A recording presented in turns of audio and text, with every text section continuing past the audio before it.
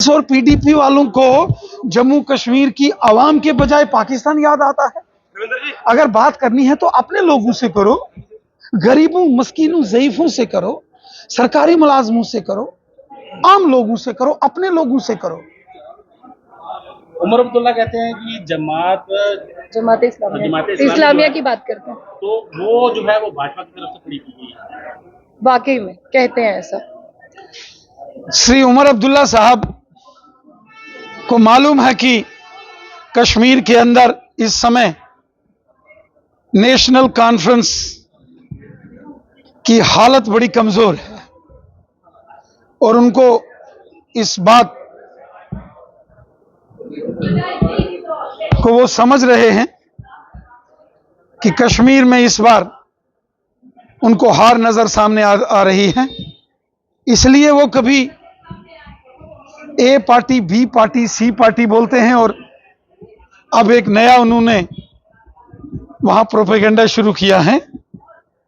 जो शख्स हिंदुस्तान के आईन को मानता है, जो शख्स मुल्क के कानून को मानता है, जो शख्स मुल्क की सलामती और सालमियत के लिए काम करता है, अगर वो इलेक्शन लड़ना चाहता है और इलेक्शन कमीशन उसको परमिट करता है तो उसमें क्या गलती है?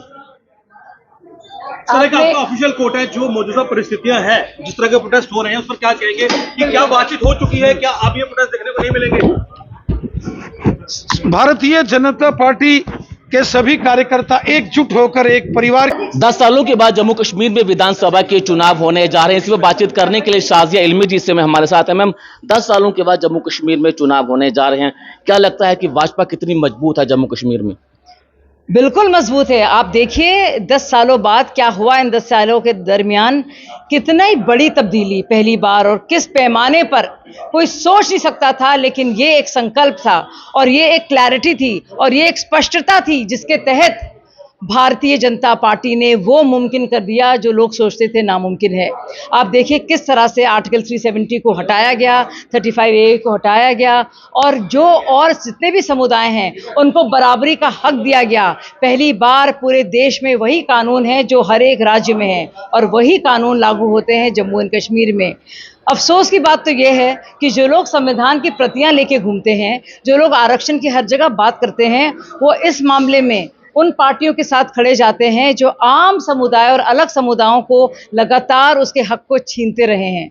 आप जानते हैं हम किसकी बात कर रहे हैं। ना सिर्फ ये, वो उन पार्टियों के साथ ये लोग खड़े हैं जो बाकायदा चाहते हैं कि आर्टिकल 370 और 35A की बहाली हो। तो ये सारे सवालों के जवाब वो पार्टी, कांग्रेस पार्टी, राहुल गांधी जी देंगे। वैसे उनका गठबंधन समझ में आता है। एक तरफ फारूक अब्दुल्ला जी कहते हैं कि चाइना को इंटरवीन करना चाहिए, चाइना का इंटरवेंशन ज़रूरी है, और हम सब जानते हैं कि कांग्रेस पार्टी और राहुल गांधी का खासतौर से कम्युनिस्ट पार्टी ऑफ चाइना के साथ क्या रिश्ता है। तो हमें समझ में आता है कि किस मंशा के साथ उन्होंने गठबंधन किया है, किस तरह से देश में अराजकता फैलाने के लिए और दहशतगर्दी को और अलगाववाद को वापस लाने के लिए ये दोनों पार्टियां एक नापाक गठबंधन के तहत मिल रही हैं। हम गठबंधन को लेकर ये कहा गया है कि भाजपा को हराने के लिए गठबंधन जो है वो हमने किया है, भाजपा को हम नहीं जीतने देंगे जम्मू कश्मीर में। भाजपा के जीतने का मतलब है देश को जीतना। भाजपा के जीतने का मतलब है हर एक जो मूल निवासी है जम्मू और कश्मीर का, उसको जीतना, और हर एक लद्दाख वासी के बारे में भी सोचना। भाजपा को जिताने का मतलब है कि संविधान जो कहता है और एक संविधान जो पूरे देश में है लागू होना चाहिए, उस बात को आगे करना। भाजपा को जिताने का मतलब है कि अपने राष्ट्रीय ध्वज में फिर से यकीन करना। जाहिर सी बात है वो भाजपा को हराने की कवायद कर रहे हैं क्योंकि वो चाहते नहीं है कि देश में, भारत में, लाल चौक में भारत का ध्वज लहराए। जाहिर सी बात है। बहुत बहुत शुक्रिया बातचीत करने के। तो शाजिया इल्मी जी हैं, वो आज जम्मू यहाँ पर पहुंची थी और राष्ट्रीय प्रवक्ता है भाजपा की, और जम्मू में आज इन्होंने एक मीडिया वार रूम का उद्घाटन भी किया और उस मीडिया वार रूम में जो है वो तमाम प्रवक्ता जो हैं वो वहाँ पर रोजाना यहाँ पर बैठेंगे और मीडिया के सवालों का जवाब भी देंगे। और वहीं पर शाजिया इल्मी ने कहा है कि भारतीय जनता पार्टी को जिताने का मकसद यही है कि आप देश की रक्षा करवा सकें, क्योंकि भाजपा एक ऐसी राजनीतिक पार्टी है जो देश के बारे में सोचती और समझती है।